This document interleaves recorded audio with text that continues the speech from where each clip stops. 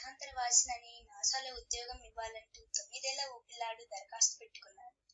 ఈ మేరకు అతడు రాసిన లేఖను నెటిజన్ ఒకరు సోషల్ మీడియాలో పోస్ట్ చేశారు.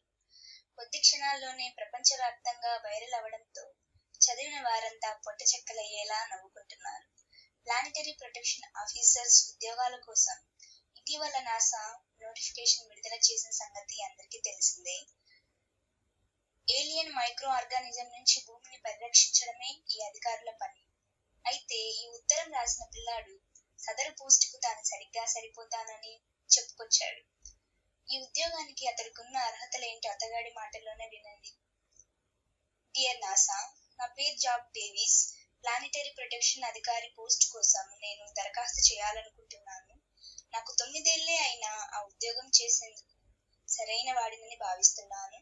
ఒక కారణం ఏంటంటే మా అక్క నన్నెప్పుడూ ఏలియన్ అని పిలుస్తుంది. నేను కూడా ఇప్పటి వరకు అంతరిక్షంపై ఏలియన్స్ పై వచ్చిన అన్ని సినిమాలు చూశాను. వీడియో గేమ్స్ కూడా బాగా ఆడతాను.